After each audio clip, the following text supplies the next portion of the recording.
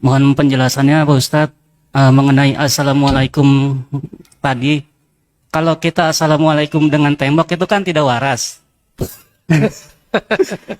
Mengenai orang tua saya suka mengajarkan apabila masuk rumah itu mengajarkan harus Assalamualaikum. Itu Bagus. maksudnya bagaimana Ustadz? Iya, iya. Waalaikumsalam warahmatullahi wabarakatuh. Iya.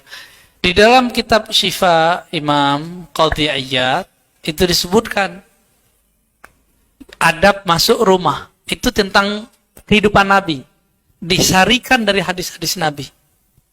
Jika engkau, kata Imam Qadhi Iyad, dinukil dari kalam ulama, masuk ke rumah yang kosong, ruang yang kosong, bacalah Assalamu alaina wa ala ibadillahis shalihin.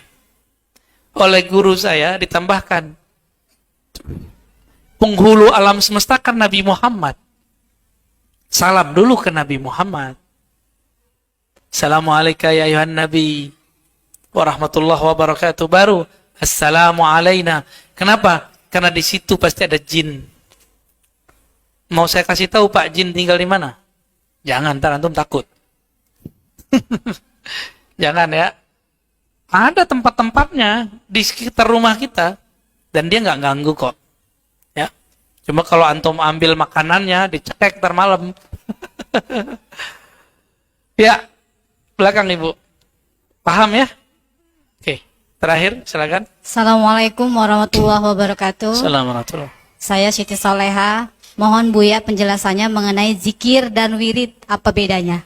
Baik. Assalamualaikum. Assalamualaikum. Sebenarnya pembahasan ini next tentang zikir dan wirid, tapi versi Wahabi ya. Nanti versi kita ya. Apa beda zikir dan wirid? Zikir itu artinya menyebut-nyebut, itu level 1. Yang kedua mengingat.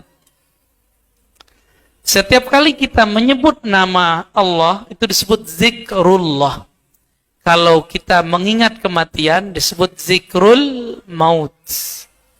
Jadi zikir ini tidak hanya zikrullah, ada zikrul maut. Zikrul maut ini akan membuat kita terkondisikan untuk zikrullah. Nah, ini hebatnya. Ya. Ada lagi zikir yang lain. Zikir muhasabah. Zikir muhasabah itu mengenang kesalahan kita dan merasakan kehinaan kita di hadapan Allah. Oh, nanti kita merasa hina terus Pak di hadapan Allah. Orang begini cepat dapat nikmat zikir. Jadi kenapa nih kita susah menikmati zikrullah? Satu aja sebabnya. Karena jarang muhasabah. Karena jarang muhasabah, masih merasa diri ini mulia. Masih merasa diri ini spesial.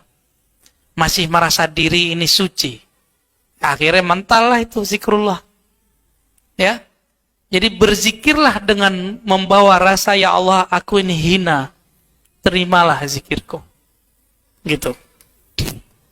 Zikir ini kalau sudah diamalkan berturut-turut, rutin setiap hari, setiap pagi sore, setiap malam, maka dia berubah, naik pangkat, namanya wirid atau aurad, bukan aurat.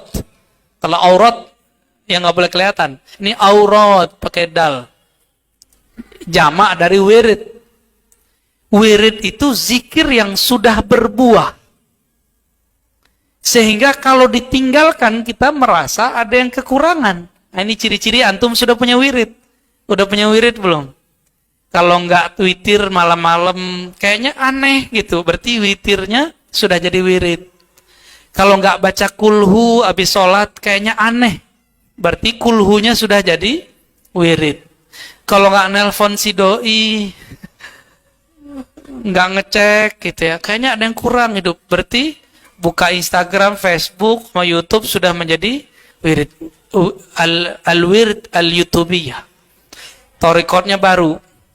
Mursyidnya banyak. Ya. Waduh, gawat itu ya.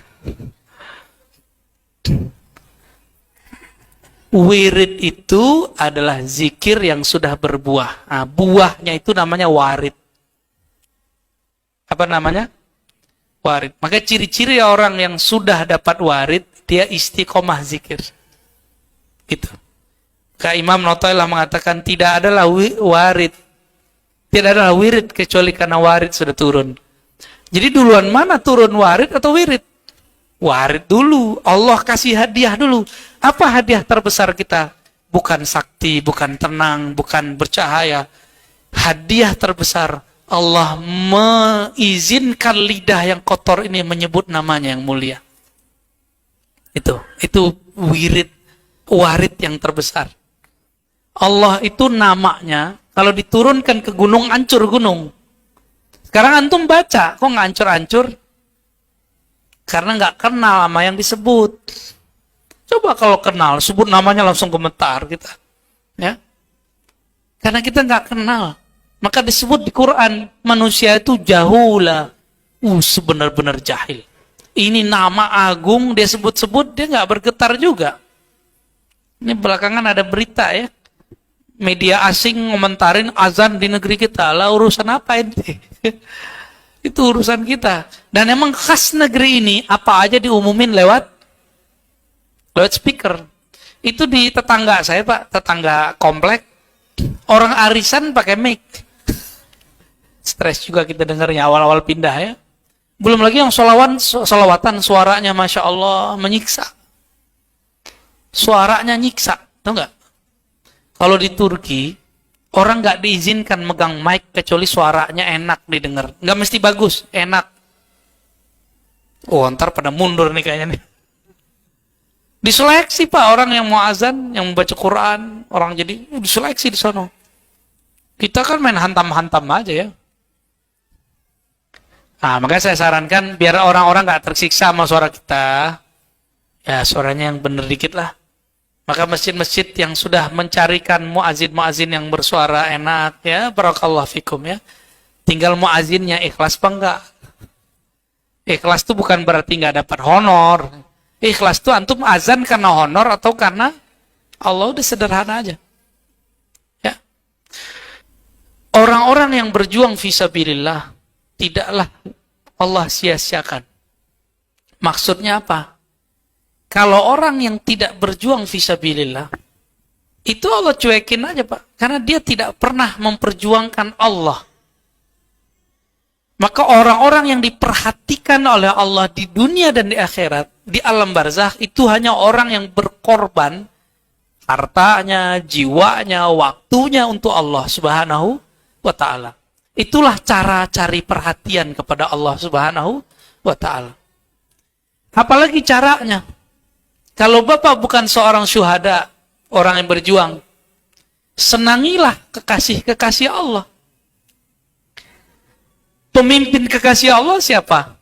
Baginda Nabi Muhammad SAW. Nabi karena beliau sudah wafat, cukup disolawatkan.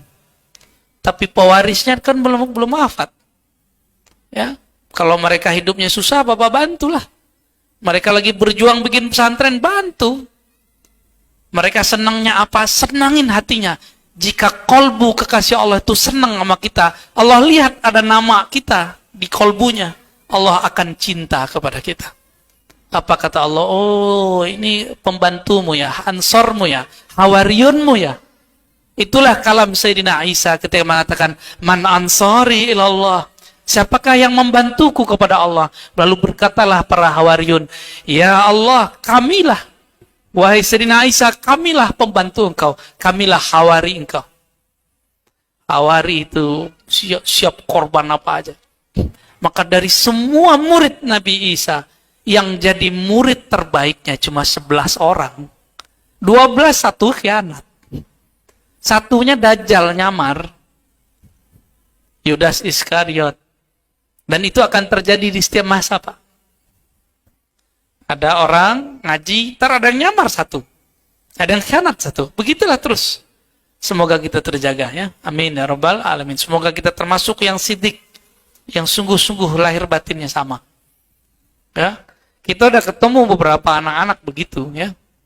Dari kita ngomongnya apa? Di luar ngomongnya apa? Tongkarlah 2 zawiyah. Karena si bocah ini. Ntar dia ngomong lagi mau ngurusin siapa? Tongkar lagi tuh dah. Saya mikir ini anak benar-benar dipinjam sama Dajjal lidahnya ya. bikin